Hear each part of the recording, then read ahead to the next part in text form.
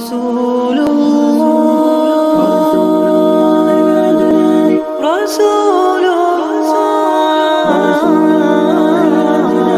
رسول الله رسول الله. السلام عليكم ورحمة الله وبركاته. الحمد لله والصلاة والسلام على رسول الله أما بعد. அன்பிற்கும் மதிப்புக்கும் உரிய இஸ்லாமிய சகோதர சகோதரிகளே, ஆக்கூர் இஸ்லாமிய தமிழ்ச் சங்கம் வழங்கும் நாளாந்த பயான் நிகழ்ச்சி தொடர் நிகழ்ச்சியிலே உங்கள் அனைவரையும் சந்திப்பதில் பெரும் மகிழ்ச்சி அடைகின்றேன். நமது இந்த தொடர் நிகழ்ச்சியிலே இன்ஷா அல்லாஹ் நமது அருமை நபி முஹம்மது ஸல்லல்லாஹு அலைஹி வஸல்லம் அவர்களின் ஒரு முழு நாள் எவ்வாறு கழிந்தது, நபி ஸல்லல்லாஹு அலைஹி வஸல்லம் அவர்களுடைய ஒரு நாளுடைய நிகழ்ச்சி நிரல் எவ்வாறு காணப்பட்டது என்பது சம்பந்தமாக உங்களுடன் தொடர்ந்து உரையாடலாம் என நினைக்கின்றேன். அன்புக்குரியவர்களே, தற்காலத்தை பொறுத்தவரையிலே எங்கு பார்த்தாலும் இஸ்லாத்துக்கு எதிரான பிரச்சாரங்கள் முடுக்கிவிடப்பட்டிருக்கின்றன. மீடியாக்கள் மூலமாகவும் இன்னும் பல்வேறு சாதனங்களின் மூலமாகவும் இஸ்லாத்துக்கு எதிரான பல்வேறு விதமான குற்றச்சாட்டுக்கள், சந்தேகங்கள், எதிர்கோஷங்கள் எங்கும் பரவி காணப்படுகின்றன.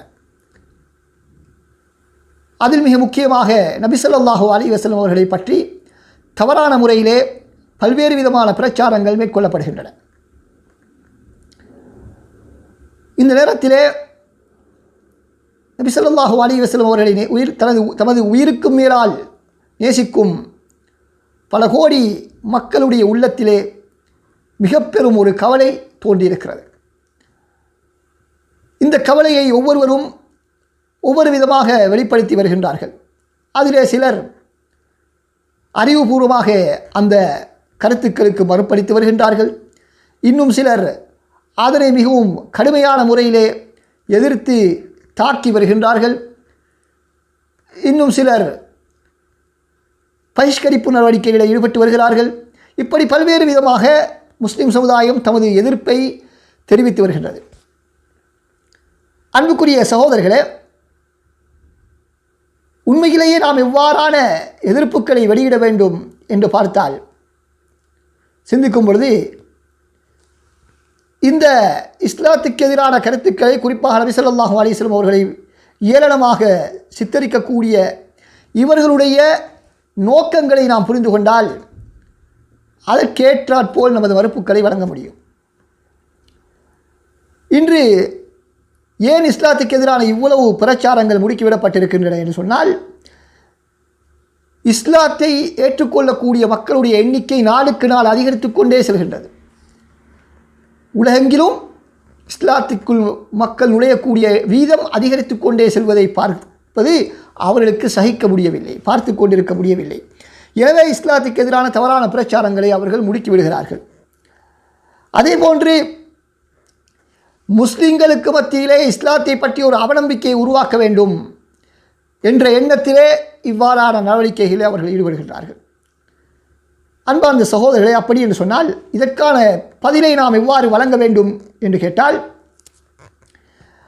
அவர்கள் என்ன நோக்கத்தின் அடிப்படையில் செயற்படுகிறார்களோ அந்த நோக்கத்தை நடைபெற விடாமல் தடுப்பதுதான் நமது குறிக்கோளாக இருக்க வேண்டும். நம்மை திட்டுபவர்களை நாமும் திட்டி அவர்களையும் கோபப்படுத்த வேண்டும். எம்மை அவர்கள் எப்படி கோபப்படுத்தினார்களோ, எம்மை எவ்வாறு அவர்கள் கவலைப்படுத்தினார்களோ அப்படி நாமும் அவர்களை கவலைப்படுத்த வேண்டும் என்று சிந்திக்காமல் நாம் என்ன செய்ய வேண்டும், அவர்களுடைய நோக்கத்தை நாம் என்ன செய்ய வேண்டும், முறியடிக்க வேண்டும். இஸ்லாத்தை பற்றி தவறான கருத்தை பரப்புவதுதான் உங்களுடைய நோக்கம். அப்படி என்று சொன்னால் நாம் இஸ்லாத்தை பற்றி இன்னும் மிக அதிகமாக கூடுதலாக பிரச்சாரம் செய்து இஸ்லாத்தினுடைய தூய பண்பை மக்களுக்கு, இஸ்லாத்தினுடைய தூய்மையை உலகத்துக்கு நாம் எடுத்துச் சொல்ல வேண்டும். அந்த வகையிலே தான் நபி ஸல்லல்லாஹு அலைஹி வஸல்லம் அவர்களை தவறாக சித்தரிக்கக்கூடியவர்களுக்கு நாம் எவ்வாறு பதில் சொல்ல வேண்டும், பல்வேறு விதங்களில் பதில் சொல்கிறோம். அவைகள் பல பல பல விதங்கள், அங்கீகரிக்கப்பட்ட விதங்களும் இருக்கின்றன, அங்கீகரிக்கப்படாத விதங்களிலும் சிலர் பதில்களை சொல்லிக் கொண்டிருக்கிறார்கள். இருந்தாலும் நாம் நமது பங்குக்கு என்ன செய்ய வேண்டும், என்ன செய்வது என்று கேட்டால், அன்பார்ந்த சகோதரர்களை, ஒவ்வொரு முஸ்லிமின் மூலமாகவும் செய்ய முடியுமான ஒரு விடயத்தை தான் நாம் இந்த நிகழ்ச்சியிலே அறிமுகம் செய்கின்றோம். அதற்காக வேண்டிதான் இந்த நிகழ்ச்சியை நாம் செய்து கொண்டிருக்கின்றோம். ஒவ்வொருவரும் தனது வாழ்விலே அந்த நபி ஸல்லல்லாஹு அலைஹி வஸல்லம் அவருடைய வாழ்க்கையை பின்பற்றி நடக்க வேண்டும். தமது வாழ்விலே நபி அவர்கள் வாழ்ந்தது பிரகாரம் வாழ்ந்து காட்ட வேண்டும். நபி அவர்களுடைய சட்டதிட்டங்களை நாம் எடுத்து நடக்கக்கூடாது என்பதுதான் இவருடைய இலக்கு. அப்படி என்றால் நாம் இன்னும் மென்மேலும் அதிகமாக நபி அவர்களை நாம் பின்பற்றுவோம் என்று அவர்களுக்கு நாம் எடுத்து காட்ட வேண்டும். அன்புக்குரிய சகோதரர்களே, அடுத்து மிக முக்கியமான ஒரு விடயத்தை நாம் இங்கு புரிந்து கொள்ள வேண்டும். என்னவென்று சொன்னால், இது போன்ற ஒரு தலைப்பை வேறு ஒருவருடைய வாழ்க்கை சம்பந்தமாக செய்ய முடியுமா என்று கேட்டால் செய்ய முடியாது. அது யாராக இருந்தாலும், உலகத்திலே மனிதர்களாக தோற்றுவித்த மதங்களுடைய மதத் தலைவர்களாக இருந்தாலும், அல்லது ஆரம்பகால நபிமார்களுடைய வரலாறுகளாக இருந்தாலும், யாராக இருந்தாலும் அவர்களுடைய வரலாறுகளை நாம் நபி ஸல்லல்லாஹு அலைஹி வஸல்லம் அவர்களை பற்றி சொல்வது போன்று சொல்ல முடியாது. இது இஸ்லாத்தில் ஒரு மிகப்பெரிய ஒரு சிறப்பம்சம். இஸ்லாம் சத்தியமான மார்க்கம், ஏனைய மதங்களை விட்டும் மிக பெரும் ஒரு வித்தியாசத்தை கொண்ட மார்க்கம் என்று சொல்லும் பொழுது அதிலே மிக முக்கியமாக இடம் பிடிக்கக்கூடியது இந்த நபி ஸல்லல்லாஹு அலைஹி வஸல்லம் அவர்களுடைய இந்த முன்மாதிரியான வாழ்க்கை. ஏனைய எந்த மதங்களிலும் அவர்களுடைய மதத் தலைவர்களை முன்மாதிரியாக கொண்டு வாழ முடியாது. அவர்கள் நினைத்தாலும் வாழ முடியாது. காரணம் என்ன? அந்த அளவுக்கு அவர்களுடைய வாழ்க்கை ஆதாரபூர்வமாக பதிவு செய்யப்படவில்லை, பாதுகாக்கப்படவில்லை. ஆனால் இஸ்லாத்தை பொறுத்தவரையில் இஸ்லாத்தில் வெறுமனே குர்ஆனை அல்லாஹ் தஆலா இறக்கி வைத்துவிட்டு அதனை எவ்வாறு நடைமுறைப்படுத்துவது என்பதை எமது கையில் விட்டுவிடவில்லை. மாற்றமாக அதனை எவ்வாறு நடைமுறைப்படுத்துவது என்பதை நிதர்சனமாக இந்த உலகத்திலே நபி ஸல்லல்லாஹு அலைஹி வஸல்லம் அவர்கள் மூலமாக அல்லாஹ் தஆலா எமக்கு வழிகாட்டியிருக்கின்றான். எனவே எதனை எப்படி செய்வது என்றெல்லாம் நாம் சிந்திக்க வேண்டிய அவசியமில்லை. இதனை மனிதர்களால் நடைமுறைப்படுத்த முடியுமா இந்த சட்டங்களை என்றெல்லாம் நாம் சிந்திக்க முடியாது. ஏன்? நபி அவர்கள் ஒரு மனிதராக இருந்து இந்த உலகத்திலே அனைத்து சட்டத்திட்டங்களையும் நடைமுறைப்படுத்திவிட்டு சென்றிருக்கிறார்கள். அது மாத்திரமின்றி அவர்களுடைய ஒவ்வொரு கட்டம், வாழ்க்கையின் ஒவ்வொரு கட்டமும் மிக துல்லியமாக ஆதாரபூர்வமாக பதிவு செய்யப்பட்டிருக்கிறது. எனவே யாரும் சொல்ல முடியாது இந்த சட்டத்தை எவ்வாறு அமுல்படுத்துவது என்று எனக்கு தெரியாது என்று சொல்ல முடியாது. எனது வாழ்க்கையில் இந்த கட்டத்தை நான் எவ்வாறு இஸ்லாத்தின் படி வாழ்வது என்று தெரியாது என்று யாராலும் வாதாட முடியாது. ஏன்? அந்த அளவுக்கு மிக தெளிவாக நபிகளுடைய வாழ்க்கை வரலாறு எங்களுக்கு பதிவு செய்து தரப்பட்டிருக்கிறது. எனவே அன்பார்ந்த சகோதரி, இஸ்லாத்தின் மிகப்பெரிய ஒரு சிறப்பம்சம் இஸ்லாம் ஒரு சத்திய மார்க்கம் என்பதற்கான ஒரு மிக தெளிவான ஒரு ஆதாரம், நடைமுறைக்கேற்ற மார்க்கம் இஸ்லாம் என்பதற்கும் ஒரு ஆதாரமாக இந்த நபி ஸல்லல்லாஹு அலைஹி வஸல்லம் வாழ்க்கை வரலாறு பாதுகாக்கப்பட்ட முறை காணப்படுகின்றது. அன்புக்குரிய சகோதரர்களே, ஏனைய நபிமார்களை நீங்கள் எடுத்துக்கொண்டால் கூட ஈசா அலைஹிஸ்ஸலாம் இருக்கலாம், மூசா அலைஹிஸ்ஸலாமாக இருக்கலாம், நூஹ் அலைஹிஸ்ஸலாமாக இருக்கலாம், இப்ராஹிம் அலைஹிஸ்ஸலாமாக இருக்கலாம்.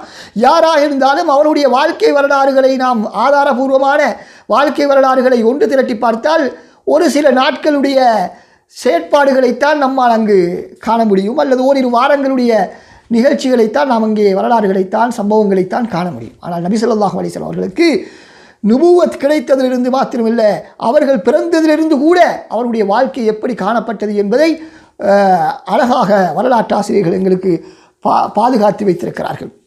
அந்த வகையில் அன்பிற்குரிய சகோதரர்களே, நாம் இன்றைய நமது நிகழ்ச்சியில், இந்த நிகழ்ச்சியிலே 20 நாட்களாக நடைபெற இருக்கக்கூடிய இந்த நிகழ்ச்சியிலே இன்ஷா அல்லாஹ் நபி ஸல்லல்லாஹு அலைஹி வஸல்லம் அவர்களுடைய காலையில் எழுந்ததிலிருந்து இரவு நேரம் வரைக்கும் நபி ஸல்லல்லாஹு அலைஹி வஸல்லம் அவர்கள் உடைய வாழ்க்கை எப்படி காணப்பட்டது என்பதைத்தான் நாம் பார்க்க இருக்கின்றோம். நபி ஸல்லல்லாஹு அலைஹி வஸல்லம் வீட்டிலே அவருடைய வாழ்க்கை எப்படி காணப்பட்டது, அவருடைய பள்ளிவாயிலே எவ்வாறு காணப்பட்டது, அவர்கள் பாதையிலே செல்லக்கூடிய நேரத்திலே அவர்கள் தனது மனைவிமார்களுடன் வீட்டிலே இருக்கும் பொழுது அவர்களுடைய சபைகள் எவ்வாறு காணப்பட்டது, பிரயாணம் எவ்வாறு காணப்பட்டது, அவருடைய உணவு, ஆடைகள், விரிப்புக்கள் என்பவைகளெல்லாம் எவ்வாறு காணப்பட்டது என்பதைத்தான் நாம் இங்கு பார்க்க இருக்கின்றோம். நபி ஸல்லல்லாஹு அலைஹி வஸல்லம் அவர்கள் தான் இந்த உலகத்திலே மிக பெரும் ஒரு சாதனையாளர். அந்த சாதனையாளருடைய அந்த சாதனை அவர்கள் எவ்வாறு நிகழ்த்தினார்கள் என்பதை இந்த ஒரு நாளுடைய நிகழ்ச்சிகளை நாம் பார்த்தால் நம்மால் புரிந்து கொள்ள முடியும். நபி ஸல்லல்லாஹு அலைஹி வஸல்லம் வாழ்க்கை மிக தெளிவாக காணப்பட்டது, மிக தெளிவாக, எந்த விதமான ஒளிவு மறைவுமற்ற வாழ்க்கை, எவ்விதமான ஒளிவு மறைவுமற்ற வாழ்க்கை.